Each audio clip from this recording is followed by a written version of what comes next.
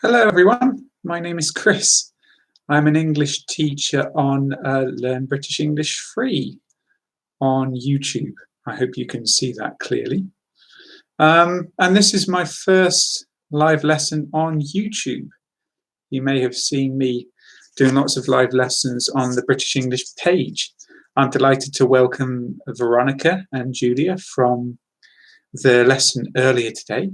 We were already chatting about the present perfect simple tense in English and one or two things like that. And we did that 2 p.m. UK time, and this is 4 p.m. UK time on Friday the 10th of April. A warm welcome. We can chat a little bit if you want. You can write me some questions. Hello to Julia in the comments, hello to Veronica, and hello to Pavel as well. Hello to Julie. Thanks for joining. And yeah, this is the Learn British English Free channel, the first live lesson that I am trying. My name's Chris. I'm the English teacher on this channel. The theme on this channel will, for this lesson, will be the conditionals in English. There are 5 of them, and there are 4. I'm thinking about different things. There are 4 conditionals, and I'm going to talk about those, the form, some examples, the meaning, and how can we use them differently, and these sorts of things. I am waiting for a moment to see if other students will join. I see more people coming as the stream progresses. So let's wait for a moment or two, everyone, please. And do please write to me in the chat. I'm looking at it right now. You can write to me about who you are, where you are, which country, and any questions you have. I'm especially interested to know about the current situation due to the virus. What is it like in the different countries? If you could tell me, that would be great. Hello to Jamil and to Yannick. Thank you very much for joining me again for another lesson today. Very kind of you. Yeah, so the theme will be the 4 types of conditionals in English, well, the 4 main types. How can we use them? What is the form? Any questions you have that I can help you explaining these and using them more clearly. I will try to do that. Hello, Sarah. Nice of you to join us. Thank you. And in Russia, you have holidays till the end of April. Okay, and Julie, can I ask, is that a real holiday or is that a sort of lockdown or semi-lockdown situation? In the UK, it's something similar. The timescales are not clear. We are in some form of lockdown. We don't know when it will end at the moment. It seems that things are okay, so to speak. Hello, Sarah, it's quarantine for you. Okay. And which country are you in, may I ask? That would be good to know. Please do write to me, everyone. My name's Chris. I'm a teacher. I'm going to be teaching a little bit about the conditionals in English, but you can also write to me in the chat. I'm reading it as we go. You're welcome to ask me questions. Yeah, okay.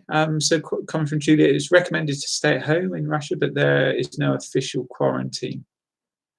Okay, it's not dissimilar here in the UK. We have instructions to stay at home. There are rules, but you can still go out. You shouldn't meet others when you go out, but you can go out and have exercise. So it's not a complete quarantine. Sarah is in Kazakhstan, so they must have quarantine. Thank you, Sarah.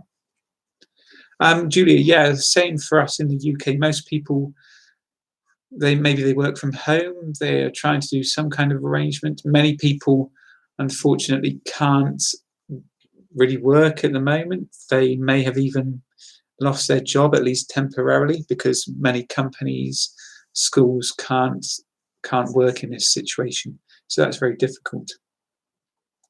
Sarah, Kazakhstan, the quarantine will be until the 30th of April.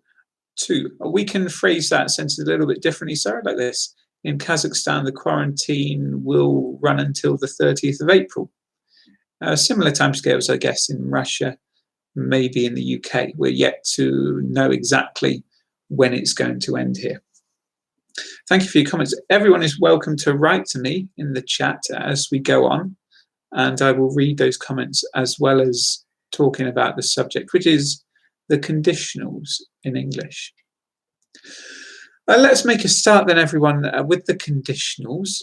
The first one is the zero conditional. The zero conditional, let's start with an example. And the important word that Veronica has already written about is if. If is the main word when it comes to the English conditionals. If you heat ice, it melts. This is an example of the zero conditional. If you heat ice, it melts. If we were writing, there would be a comma after ice. That's why I make a little pause there. If you heat ice, it melts. Hello to new students. Hello, Pooja. Hello, Hongjun. Welcome back. Thank you, Hongjun. Another student joining first on Facebook today and now on YouTube, where the subject is the conditionals. We've just started. And for the zero conditional, my example is the very common example. If you heat ice, it melts. How do we make this? Well, we need this important word, if. And in this example, it's at the beginning. If you, so we need the subject after if. If you, then a verb. If you heat ice, comma, it melts. What about the tense that we are using in this sentence? It's the present simple tense in both parts of the sentence. If you heat ice, it melts. Heat is the present simple and melts is the present simple. Hello to Zaid. Thank you for coming. Thank you for your comment. The zero conditional, everyone. If you heat ice, it melts. When we describe this situation, can anyone think or maybe write to me quickly? Is this situation certain? Yes or no? Is it definite? Is it certain? If you heat ice, it melts. In this sentence, is the situation certain? Yes or no? What do you think? The answer is yes, of course. Thank you, Julia. Yes, the main important thing about the zero conditional, we can use it to describe a scientific process, scientific fact, something that is definitely true. It must happen with the zero conditional. If you heat ice, it melts. Another example, interesting one we can use for the zero conditional is to talk about rules. I heard this one before. It's quite a nice one. Maybe school rules or university rules, work rules. If you do something, something happens. My first example was if you heat ice, it melts. You could say if you heat ice, then it melts. Then is not so useful. It seems very useful, but actually it's unnecessary in a lot of these sentences. So I suggest that we don't use it, especially in the zero conditional. If you heat ice, it melts. What about some rules from your school or other place that you would like to share? Hello, Pavel. So Pooja, if you heat ice, it will melt. Take care with this. For the zero conditional, we prefer to write it like this. If you heat ice, it melts. We use the present simple. That's more like the first conditional. So grammatically, it's not ideal. It's not a first choice. You're using the first conditional structure, everyone. And this is something I will explain very soon. So please don't get confused between the zero conditional and the first conditional. I think the problem is that the zero conditional maybe isn't taught or studied as much as the first conditional. Therefore, people get confused between them. So the zero conditional, please copy me for this one. If you heat ice, it melts. We need the present tense only in both parts of the sentence for the zero conditional, because we're describing a sort of scientific fact, a process, something that is certain, that is definite. What about rules at school? Would anyone like to use some examples of that? If you study a lot, and more like if you talk in class, you get detention. For this type of rule, this very clear, certain situation, we need the zero conditional, the present tense at the beginning and at the end. If you talk in class, you get detention. If you eat in class, you must go outside. We can, of course, change the structure of the sentence. If doesn't have to be at the beginning. It can be in the middle.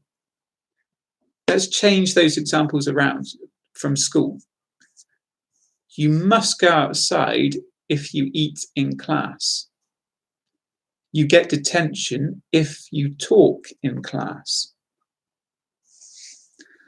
That's okay, Pooja. Yeah, so Pooja's comment is she never heard about the zero conditional. So this is a confusing thing, and it's why I always love to start with the zero conditional, because most people know the first one. The zero conditional, they don't always know, and everyone gets confused. So please remember the zero conditional. If you heat ice, it melts. If you talk in class, you get detention. You only need the present tense for this because it's like a factual thing, a definite situation. Jamil, nice example. We need to change it a little bit. Hello, Geetha, welcome. And 9 of 8. Oh, nice examples here. So Geetha, we're talking about the conditionals and the zero conditional right now. If you heat ice, it melts. Jamil's example, if the class begin, you should stay calm.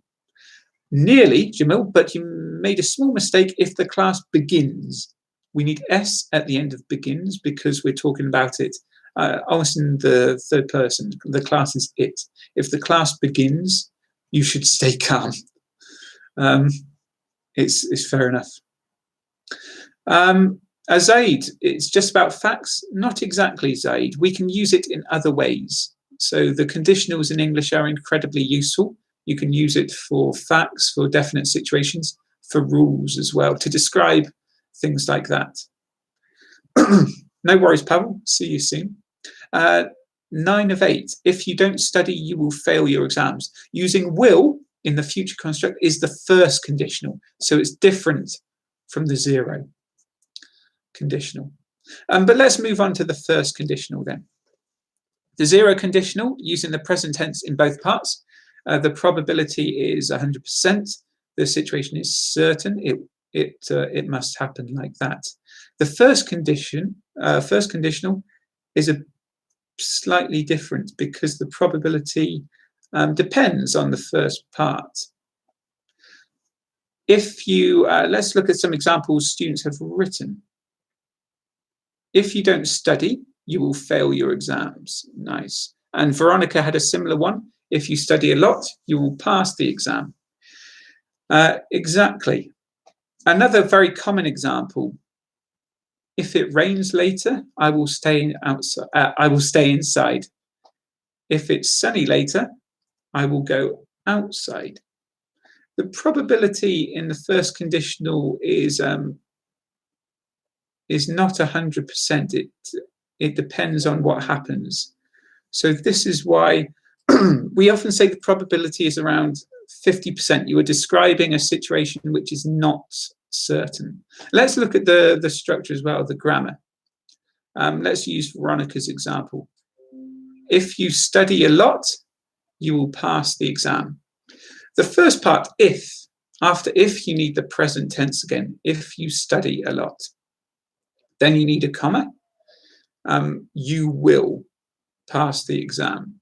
We need the subject, you, then will, then the verb. You will pass the exam. If you study a lot, you will pass the exam. For grammar, for pronunciation and making it shorter when we speak, we will often contract you and will, I and will. So I and will becomes I'll, You and will become you'll. If you study a lot, you'll pass the exam. Do you hear that? And let's change the sentence again. Let's move if to the middle. You'll pass the exam if you study a lot, or you'll pass the exam if you study enough. Take care, everyone. When you move if to the middle, so you start with you'll pass the exam, you don't need a comma. You only need the comma in the middle when if starts a sentence. This is because if is one of the, I think it's subordinate conjunctions, something like that. Sorry, I can't remember the exact word, but there are a number of words in English where when they start a sentence, there must be a comma in the middle. This is the rule with if. But because if can be in the middle, and then the comma does not need to be there. These are some important grammatical things. Let's look at some more. Sarah, if we stay home, that horrible virus will disappear. What a great example. If we stay home, that horrible virus will disappear. Lovely. Well, not lovely, but a great example. Or let's change the sentence around. That horrible virus will disappear if we stay home. And we don't need a comma. This is the first conditional, everyone. That horrible virus will disappear if we stay home. Okay, Pooja, the negative. Let's look at that. If you don't study, you don't, well, first conditional, Pooja, take care, we need will. So you write you don't pass the exam.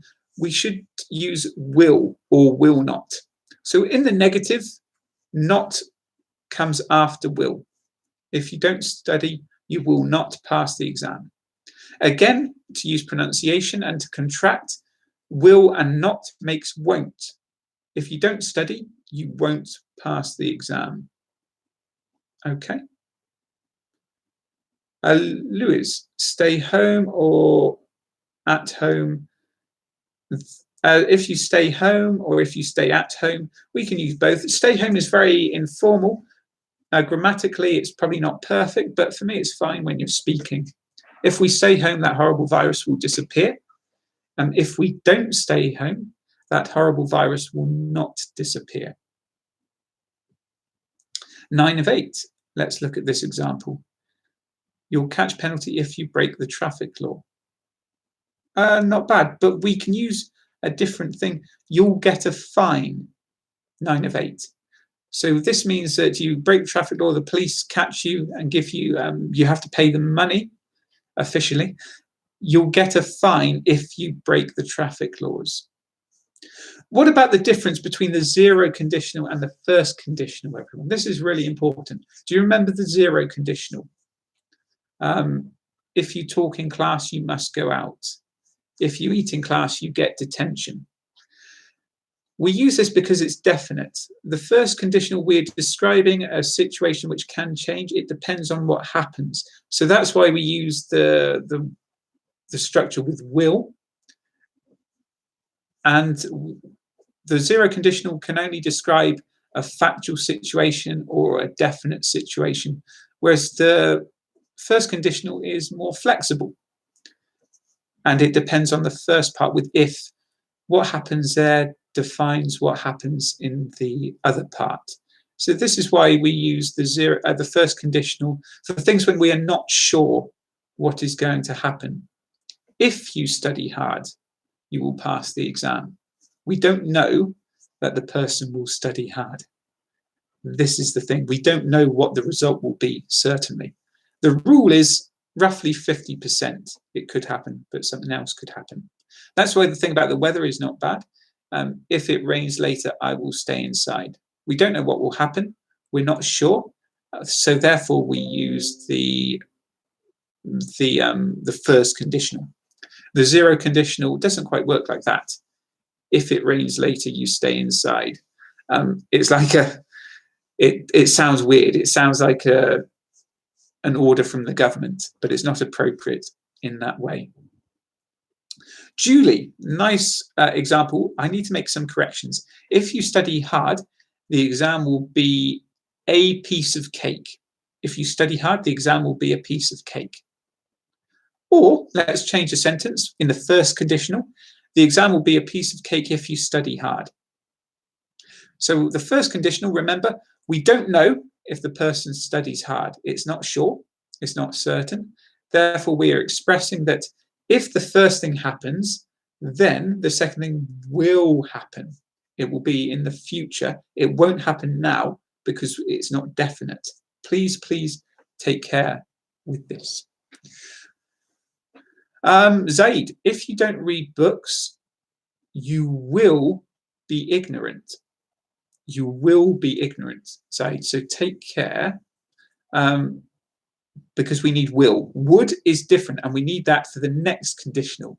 So the first conditional must have will, not would. Please remember that. Zaid, if the cook is ripe, you can start eating. We need to change this one, Zaid. If the fruit is right, you will be able to eat it. We can say. So let's do it like that. Remember with will, Zaid. So you must use will in the first conditional sentence. If the fruit is ripe, you will be able to eat it. Emma, lovely example. But we, if the chili is too hot, it will burn me. Let's change that a little bit. Yeah, so we're talking about eating very hot foods like chilies. You might do something crazy like a challenge. If the chili is too hot, it will burn you. It depends if the chili is too hot or not. I would suggest, though, that the chili is too hot. Pooja, if we want to learn more, we should pay attention more. Well, let's try it with the first conditional. If we want to learn more, we will have to study more. We could change it like that. I prefer to use will, it's a bit clearer. Prem Kumar, hello. No, you don't have to use then. You don't have to use then. It's very common that people use it after the comma. You can use it, but in many ways it's completely unnecessary. It's like an extra word. The meaning is clear with or without then. So then is something that you don't have to use. You're welcome, Zaid. Thank you. 9 of 8. You'll freeze going out in the cold. So 9 of 8, we need to change this one into the first conditional. If you go out in the cold, you will freeze. Remember, we have to be very strict with the type of tense we use in the sentences. We need the present tense in the other part of the sentence. If you go out in the cold, you will freeze. Going out is not the present simple, it's the present continuous. So we can't use that in the first conditional. If you go out in the cold, you will freeze. Or you'll freeze if you go out in the cold. That's for 9 of 8. Stephanie, so this one is for later on. It's the third conditional, and that one will be at the end. So please remember that example, Stephanie. We can use it later. 9 of 8, you're welcome. Krashnadas, hello to you. Miloslav, I can help you when you need.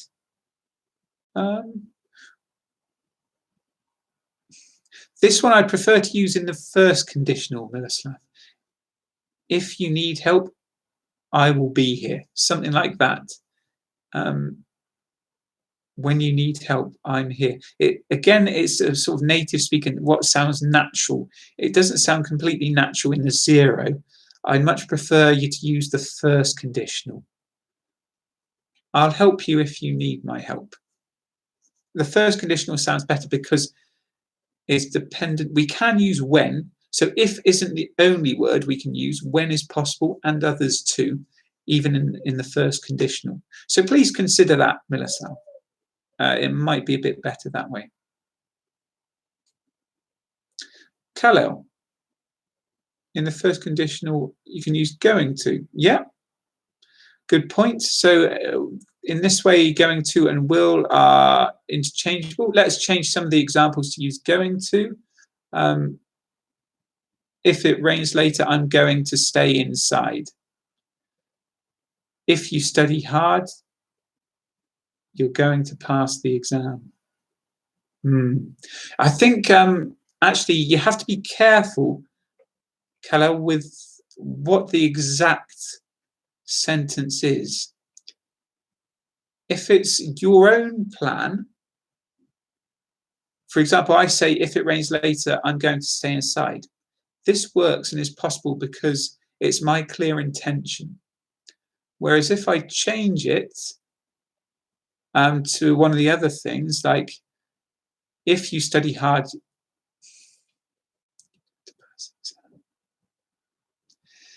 this is a thing where going to refers to a definite plan, but because the first conditional, the probability is not certain, it depends on the first part, then going to is not always the most natural thing. So if it applies to you, like your plans are dependent on something happening, then it's okay. But if it's for other things, then going to sounds a bit too definite. And this is a separate discussion, and it's not entirely, I mean, it will still make sense, but it might not sound completely right all the time. So please take care with that, Kalo. It's a good point, but it's a bit complicated. Krashendas, good tips to become fluent in English. Yes, it's simple. You must study every day or as much as possible. And for fluency, practice speaking in conversation as much as possible. This is an important thing. You're welcome, Julie. Thank you for your nice comment. Zaid, if you play piano seriously, you will be a musician one day. And that's a really nice example. If you play piano seriously, we use the present tense with if, you will be a musician one day. Great. Congratulations, Zaid. Jamil, if you are honest, you will gain more respect. Another perfect example. Really, really nice. Geetha, today is lovely weather. This sentence, we need to make it a bit more detailed. Here it is, Geetha. We have some lovely weather today, but unfortunately we cannot go out due to the current situation. And you don't need a comma after out necessary. Thank you, Pooja and Kalel. Igor, are we allowed to go out? In the UK, yes, but it's limited. We can only go out for shopping, for exercise once a day, or for medical reasons, or to go to work. But we should avoid it when we can. What about in your country? We've talked about the first conditional and the zero conditional. Now it's time for the second conditional. It's getting more complicated and more confusing. The first conditional. Let's think of an example.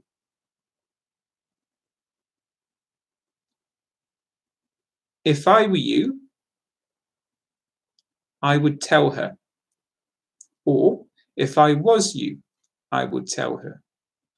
I would tell her if I was you. I would tell her if I were you. The second conditional, if at the beginning, followed by was or were, in that example, the past simple tense. The second conditional uses the past simple. Then we need the comma.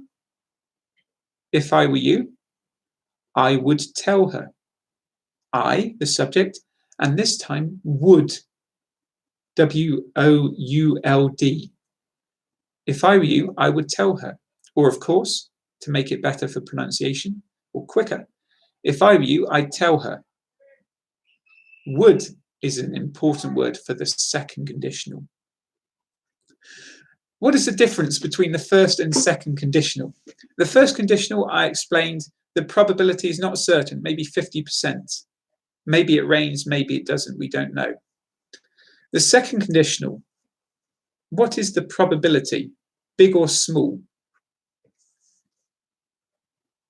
If it snowed later, I would stay inside. What is the difference in the probability? Is the probability certain or uncertain? What would you say about this in a second conditional? The second conditional is extremely unlikely or impossible in terms of an imaginary situation. In my example from the beginning, if I was you, I'd tell her, I cannot be you, so it's not possible. I'm talking about uncertainty. Thank you, Julia. So the second conditional, everyone, the big question that is confusing everyone, why is it different from the first conditional? The difference is that it's almost impossible or it's like an imaginary situation. It can be now or in the future. So in terms of the time, we talk about something that could happen now or in the future, but the probability is either very uncertain or hypothetical, impossible for some reason. This is the difference. Please remember this and study it carefully. Khalil, yeah, as I'm saying, then the meaning, it can be possible, but very unlikely. For example, if I climbed Mount Everest, I'd be very proud of myself. It is possible for me to climb Mount Everest in the future, but it's extremely unlikely. The second conditional communicates how unlikely, how uncertain this situation is. We can, of course, use it for hypothetical situations as well. So these things are not clear. They can be one or the other. They can be both. This is the difference, the second conditional compared to the first conditional. I hope that's clear. A quick note as well, this common question, if I were you, if I was you. If I were you sounds a bit nicer to me, but many people would say if I was you. So with that particular example, don't worry too much. Both tend to be used and are acceptable. Thank you, Khalil. You're very welcome. We've talked about the zero conditional, the first conditional, and the second conditional. Now, by Geetha, thank you. We only have one left, and we can use Stephanie's example from earlier. We're talking about the third conditional, everyone, the last part of the lesson, and it's the most complicated. I would have done things differently if I hadn't misunderstood the mail. Perhaps the message might be better, Stephanie. I would have done things differently if I hadn't misunderstood the message. If I had known, I would have told you. What about the time? This is the first question with the third conditional, everyone. Can someone write to me? What time are we talking about? The first conditional, the second conditional was either like in the immediate future or the future. If I had known, I would have told you. What time is this happening? Is it the future, the present, or the past?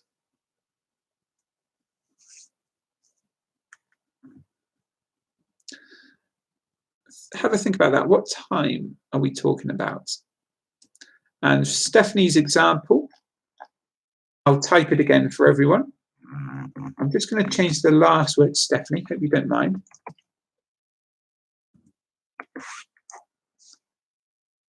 We're talking about the past. Yeah, very good. And as Veronica writes there in the comments, the past perfect. What is the past perfect? It uses had as the auxiliary verb and the past participle. If I had known, if I had done it, I would have been rich by now. If, then the subject, I, you, he, she, they, then had, then the past participle, that third part of the verb. If I had known, if I had understood, if I hadn't misunderstood. We're talking about the past. Premkumar is correct. We're talking about the past, but something that did not happen in the past. So using our imagination, again, a hypothetical situation in the past. Very good, Premkumar, for picking that out as well. Igor, the sentence you wrote is a bit complicated. We can make it simpler. Rizki, the subjunctive, I won't explain here, partly because I'm not entirely sure myself. The subjunctive is not used that much in English. Much better to memorize the conditionals and to use them. We use the conditionals much, much more than any subjunctive expressions. So I definitely recommend learning, memorizing the conditionals, especially things like the first conditional. You will hear natives say it all the time. So that's my recommendation. The third conditional, if I had known, so if the subject had past participle, as Veronica says, the past perfect tense, comma, I would have done something differently. So the second part, subject, would have, then the past participle again. That third part of the verb. Do, did, done.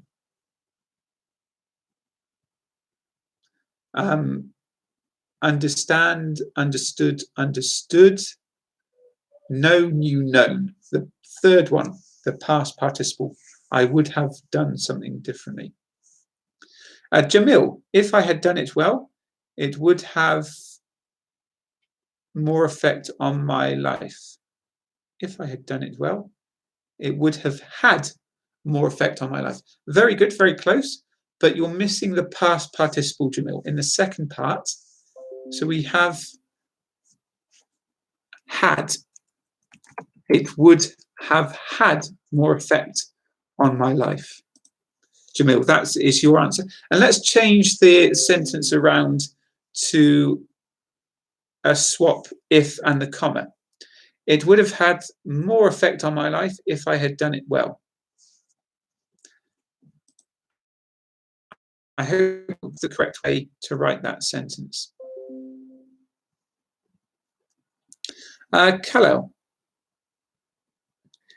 is it about one thing it's supposed to be possible because a conditional wasn't concluded? Khalil, that sounds a bit confusing. We are simply talking about a situation that did not happen in the past. So something happened, and we are using our imagination, again, a hypothetical thing, to talk about something that we are imagining happened.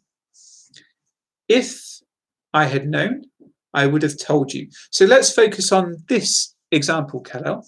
If I had known, I would have told you. It happened in the past. Did I know the thing? Yes or no? No, I didn't know.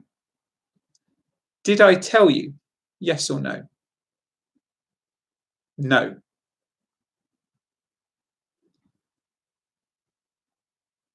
If I had known, I would have told you. So in the past, I didn't know and I didn't tell you. But my intention is, if we go back, my imagination in the past now, I knew the thing. So do I want to tell you the thing in the past? Yes or no? Or do I intend to tell you? Maybe I don't want to. It depends what it is. But do I want to tell you? Yes, I intend to tell you in the past. So we're describing a different situation using our mind, something that maybe we wish was different, like that. Hypothetical situation in the past, different to what really happened. Hello, I hope that helps.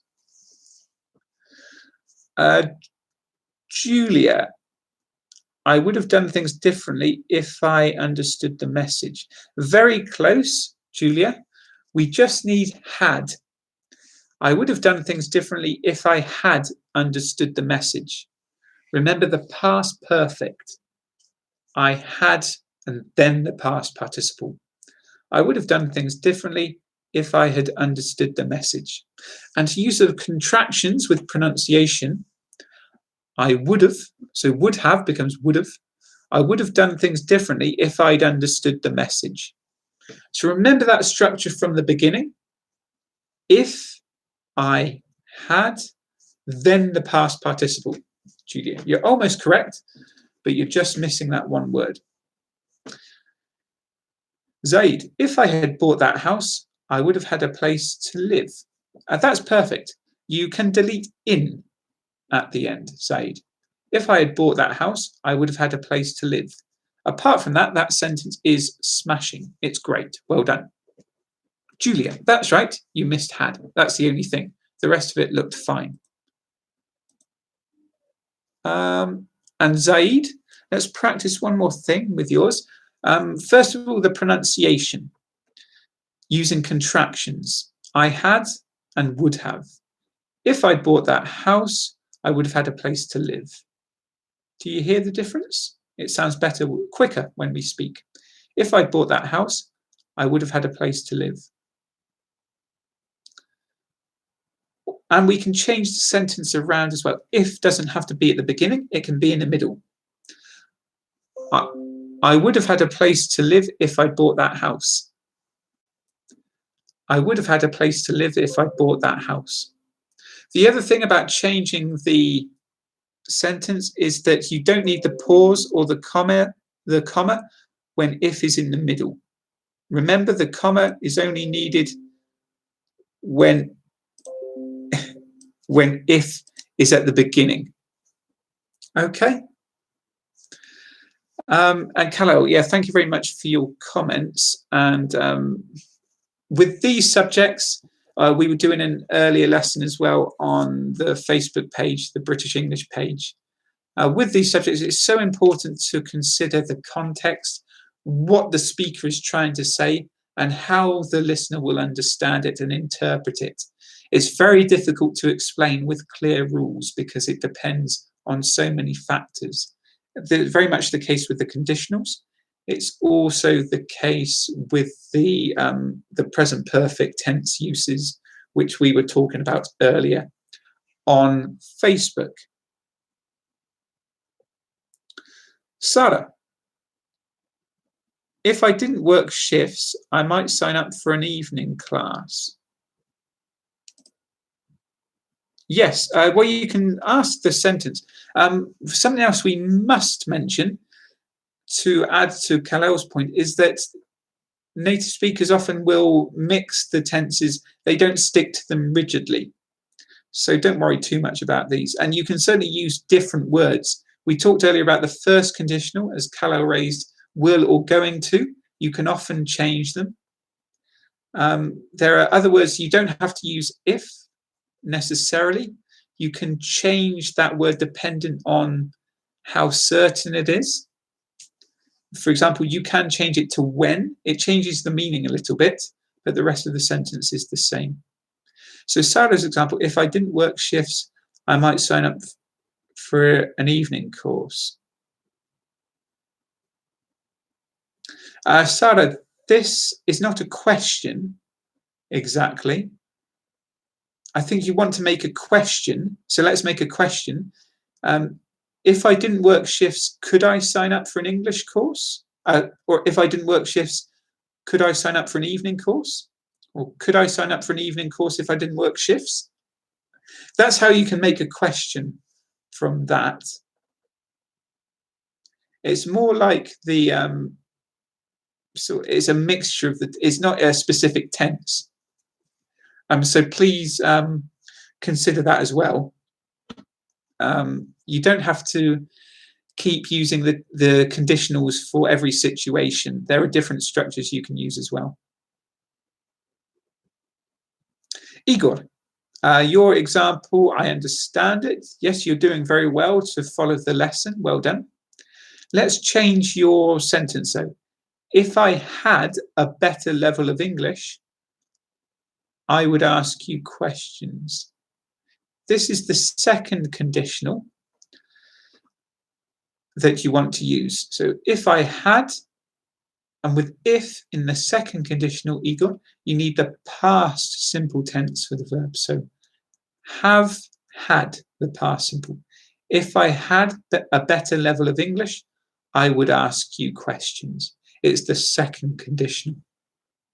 But you're doing a great job. Well done. Okay, everyone. let's wrap it up there. I think is a good place to finish. Thank you to everyone for your questions. We've talked about the conditionals, and this has been for YouTube. Learn British English Free. We talked about the conditionals, the zero conditional. Don't forget it. It's a new one for many people to express definite things, processes, facts, rules, something we're certain is going to happen. We've discussed the first conditional, which is about 50% probability, depending. The second conditional, which is very unlikely or even hypothetical. And the third conditional, describing a hypothetical situation in the past. It's been a great class, many lovely students, lots of good questions and examples. I've also seen the progress, especially from Zaid and others, getting better as we went through the lesson, understanding the corrections and making better sentences from it. So it's been a great job from the students today. I'm very pleased and proud. Thank you, Julia, for your lovely comments throughout the afternoon. And with information, so much useful information. Take care, because information is uncountable in English, so we need much with it. So much useful information. Thank you very much. It's my pleasure. Emma Northfield, an English student, very kind of you. Thank you for all the chilly comments, not only during the lesson, but also I kept seeing the Facebook thing popping up. I had to mute my computer because it kept making the boo-boo sound. But thank you. I have enjoyed trying to keep a straight face and concentrating on the lesson despite your distractions. Always a pleasure. Thank you, Yannick, very much for joining me both times, and for Prem Kumar. So we will hopefully have some more live lessons some point in the future. It's difficult with the virus. I tend to work at the weekends now, but you're welcome to subscribe on YouTube. I will let you know when the next one's coming, the next lesson. And I tend to do many live ones on Facebook. It's called the British English page. Here's the address. So please do like and follow this page if you don't already. You might see some more materials there, like pictures and news, other things. So once again, thank you so much to the lovely students today: Zaid, Stephanie, Prem Kumar, Yannick, Emma, Julia, Veronica, Kalel today. Hongjun is here somewhere, I think, Krashnadas as well. And Jamil. Yeah, Jamil did a great job as well. Lots of good examples, learning more and getting better throughout the lesson. So well done. Igor, you're doing a great job, mate. And please keep studying. It will get better. You will get better and things will get easier. So congratulations. And Liverpool champions. Exactly. What a great way to finish. Take care, everyone. Stay home, stay safe. And when things are better, we can study a lot more. But let's try to keep going as much as we can in the meantime. I will see you soon. Bye-bye.